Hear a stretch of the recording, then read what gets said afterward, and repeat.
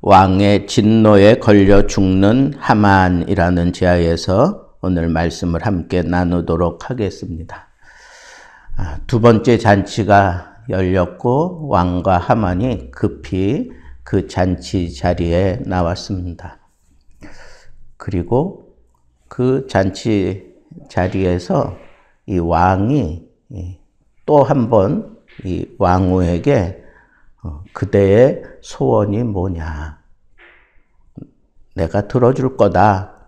그리고 나라의 절반이라도 내게 줄 거다.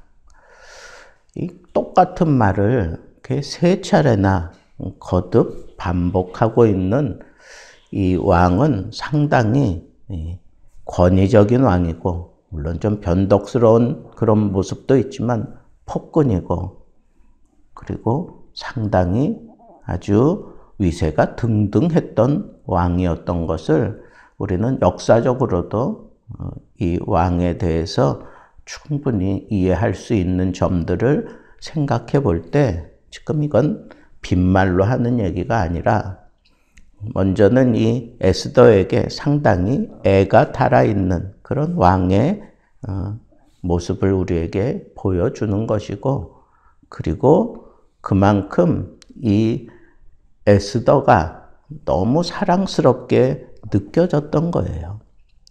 그래서 왕후가 이렇게 잔치를 배설했다고 해서 뭐 이렇게 만사를 제껴두고 그렇게 달려오는 모습으로 이렇게 비춰지는 걸 보면 상당히 이 왕후에 대한 왕의 마음이 굉장히 사랑하는 그런 마음인 것을 우리가 알 수가 있습니다.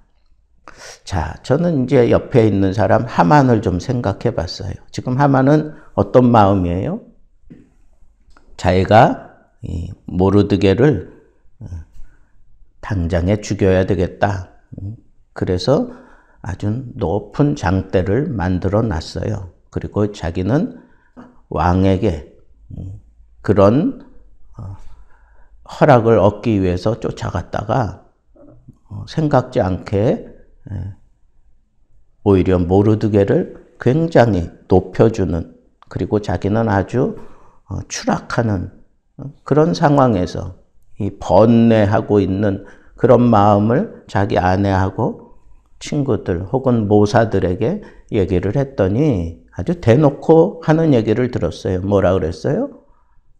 모르드게가 유다 민족이고 모르드게가 이렇게 높여진 것을 보고 당신은 그 밑에서 그렇게 수치스러움을 당한 걸 보니까 능히 당신이 이 사건에서 빠져나올 수 없고 능히 어떤 상황이 이제는 역전되어 가고 있는 상황에서 이걸 풀어낼 재간이 없을 거다라고 하는 그런 심각한 얘기를 들었어요.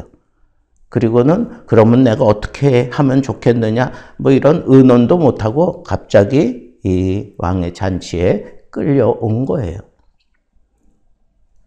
그리고 에스더가 유대 민족이라는 것을 이 하만은 알았을 거예요. 그러나 왕은 에스더가 유대 민족이라고 하는 사실을 몰랐던 것 같아요. 만약에 알았으면 이렇게 에스더가 고발을 할 때 이렇게 대노하지는 않았을 거예요. 이런 상황들을 놓고 볼 때 가장 마음이 조마조마한 사람은 지금 하만이에요. 그런데 계속해서 왕비에게 왕이 나라의 절반이라도 줄 거다.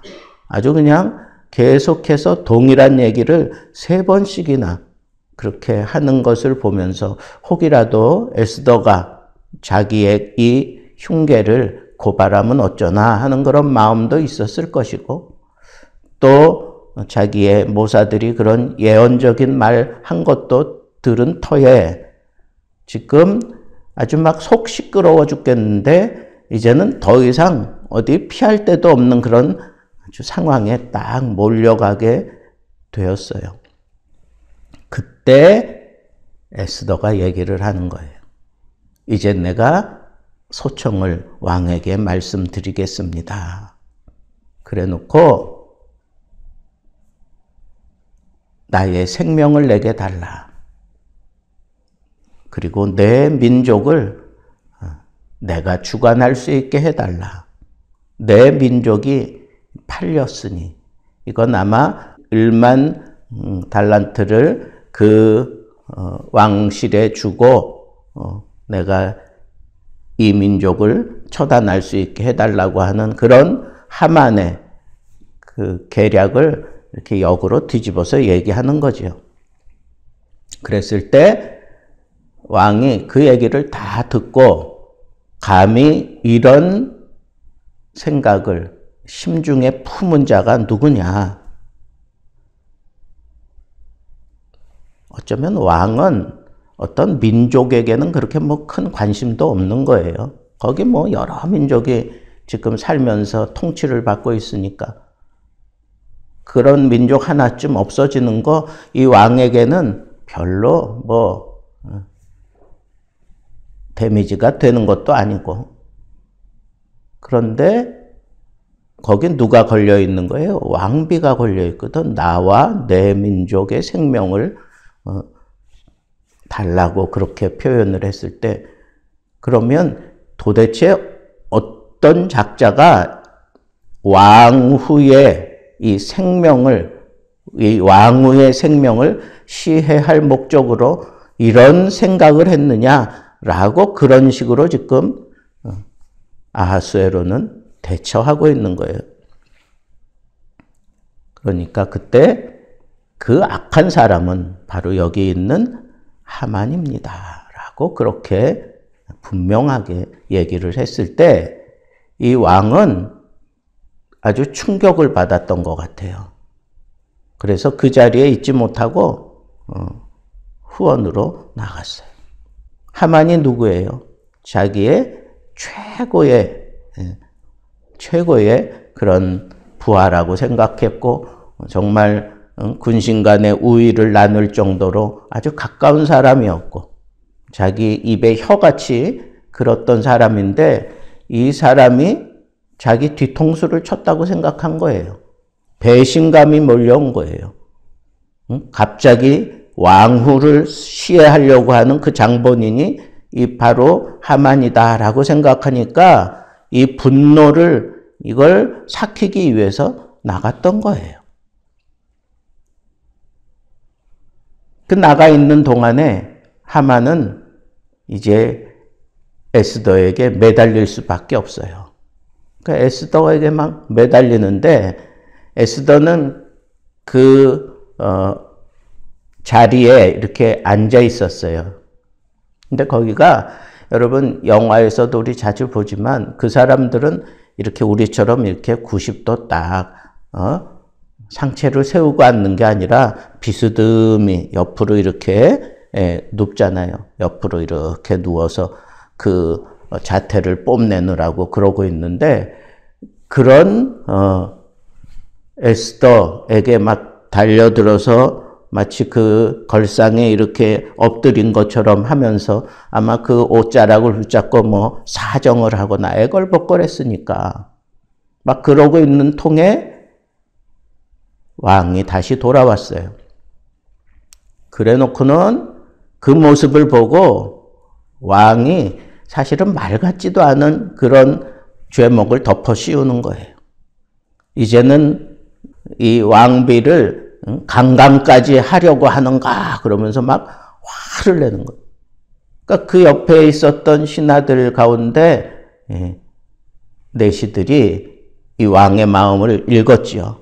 그래가지고 쫓아가서 얼굴을 이렇게 쌌어요. 천으로 쌌어요.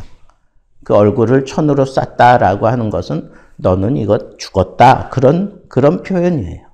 너는 이 나라의 광명을 볼 만한 그런 자격이 없는 사람이다. 라고 하는 그런 의미도 있겠지만 그건 이제 너는 죽음을 당한 것과 같다 하는 그런 의미로 너는 이제 처형된다. 처형시킬 때 이렇게 얼굴 싸개로 싸고 처형을 시킨단 말이에요. 그러니까 아주 왕의 대노와 함께 이 처형이 뭐 재판을 가고 뭐 이런 게 아니라는 거예요. 지금 왕이 대노한 이 상태는 그냥 그 자리에서 즉결 심판당하는 거예요. 즉결 처형당하는 거예요. 그때 그 내시 하르보나가 그렇게 얘기를 해요. 모르드게를 잡으려고 높이 망대를 자기 집에 세웠습니다. 라고 그렇게 얘기하니까 화가 난 이 하만이 거기다가 이 하만을 달아라. 그렇게 얘기하고 거기에 달려 하만이 죽게 되는 그 모습을 보고서야 이 왕의 노가 그쳤다라고 그렇게 얘기를 하고 있습니다. 저는 여기서 아주 중요한 그런 깨달음을 하나 얻었습니다. 하나님께서 이 모르드게의 그리고 유다 민족을 살려내기 위해서 가장 강력한 그런 권력을 동원하셨다 하는 거예요.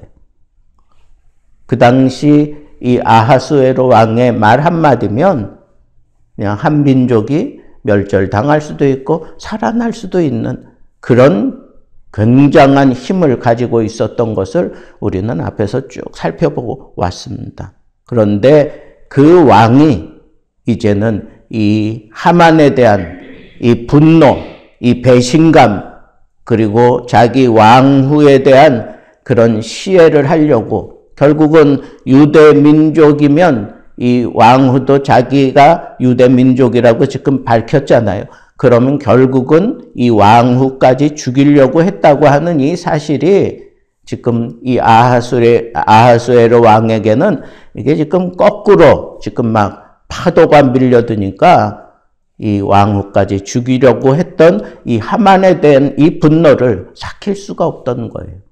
그래서 이 왕의 분노를 일으켜서 결국은 하나님께서 이 아하수에로 왕을 통하여 하만을 처단해 버리고 마는 그런 광경을 보면서 하나님이 언약한 백성들을 지키기 위해서 이런 세상의 최고의 권력을 동원하셔서 그 백성을 안전하게 지켜주시는구나 라고 하는 이 사실을 우리는 이 말씀을 통해서 제일 먼저 붙잡아야 하겠습니다. 세상은 악해요. 마귀는 더 악랄합니다. 어찌하든지 믿는 자를 집어삼키려고 발악을 합니다.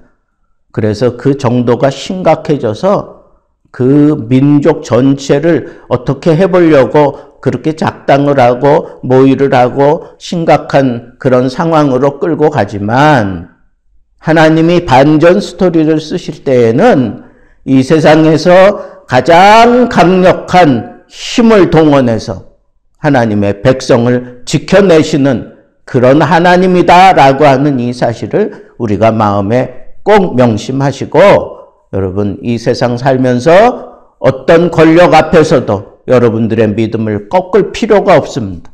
그 권력보다 더 강력한 권력을 하나님이 동원하셔서 우리의 믿음을 지켜갈 수 있도록 하나님이 함께 하시고 도와주신다라고 하는 이 사실을 우리는 놓치지 말아야 하겠습니다. 두 번째는 이렇게 하만이 이렇게 자기가 세워놓은 장대에 거기에 달려 죽게 된다고 하는 이 사실을 생각해 보면 인간들이 아무리 자기의 힘과 그리고 지혜를 동원해서 문제들을 풀어가려고 막 발악을 해도 결국은 악인의 끝은 그냥 자가당착이에요. 자기 꾀에 자기가 넘어지는 거예요. 자기가 파는 함정에 자기가 빠져 죽는 거예요. 여러분, 악인의 형통을 부러워하지 마세요. 악인이 잘 되어가는 거, 그거 자기가 묻힐 무덤을 자기가 파는 것과 다를 바가 없어요. 악인의 형통은 스스로 자기 무덤을 파는 것과 같다고 하는 이 사실을 여러분들이 생각하시고 그거 두려워하지 말고 그들과 함께 어떤 일을 도모하지 마십시오. 악인의 끝은 망하는 거예요. 시편에서도 그렇게 얘기하지 않습니까? 악인은 망하리로다. 이게 성경의 선언이에요. 우리가 성경을 믿으면 악인은 망하게 되어 있어요. 나를 괴롭히고 힘들게 만들고 잘 나가는 것 같고 세상의 권력을 다 손에 쥔 것 같고 막 그냥 당장이라도 나를 어떻게 할 것 같은 그런 위세등등한 모습으로 다가올지라도 우리는 이 말씀, 이거 하나 붙잡으면 돼요. 악인은 망하리로다. 이게 성경의 선언이에요.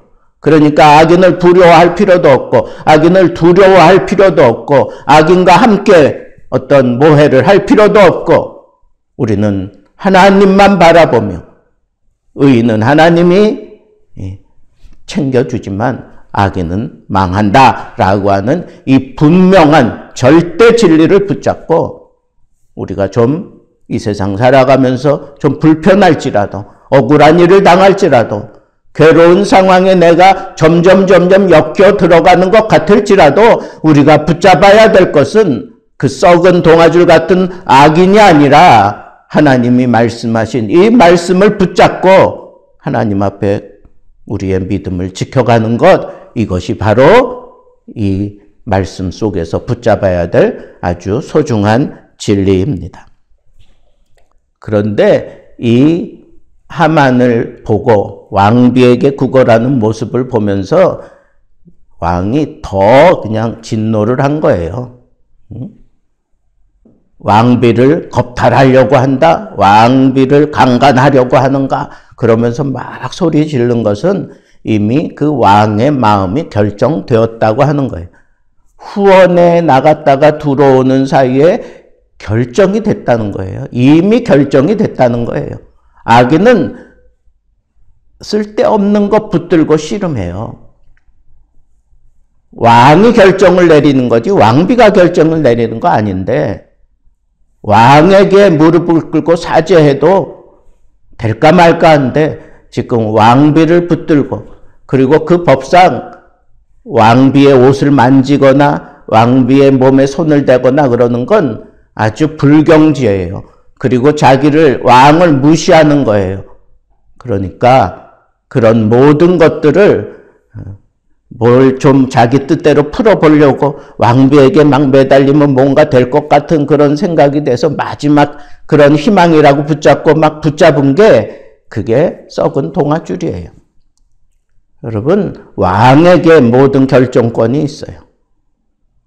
근데 악인들은 마지막 순간에도 발악을 하면서 잘못된 것을 붙잡고 씨름하는 거예요. 여러분, 우리가 살아가는 이 세상에 하나님이 정말 사랑하는 의인이 있고 하나님의 심판을 받을 악인들이 있는데 이와 같이 악인은 처음부터 끝까지 사실은 썩은 동아줄을 붙잡고 저렇게 막 발버둥 치며 막 자기의 지혜를 동원하고 돈을 동원하고 자기의 사람들을 동원하지만 그게 사실은 자기를 더 심각한 자리로 몰고 가는 것밖에 되지 않아요. 그러니까 왕이 뭐라 그래요? 강간까지 하려고 하느냐 그러면서 아주 대노하잖아요. 그러니까 하나님의 노를 더 불러일으키는 그런 역할을 하는 게 악인들의 지혜고 악인들의 그런 삶의 모습이에요. 그 곁에 가지도 마세요. 악인들과는 모의도 하지 말고 악인들 부러워하지도 말고 악인들 곁에 가지도 마세요. 왜? 그들은 썩은 동아줄 붙잡고 저렇게 발버둥 치는 것뿐이에요. 하나님이 챙겨주는 사람 되세요. 하나님이 붙들어주는 사람 되세요. 하나님이 모든 것들을 해결해 준다고 하는 이 사실을 붙들고 어찌하든지 왕의 마음이 진노하지 않도록 왕 대신 하나님의 마음을 기쁘게 해드리는 그런 지혜로운 삶이 의로운 삶이다라고 하는 이 사실을 붙들고 오늘 하루도 하나님이 기뻐하는 의로운 삶을 살면서 하나님의 큰 은총 속에 승리하는 한 날 보내기를 우리 주님의 이름으로 축복합니다.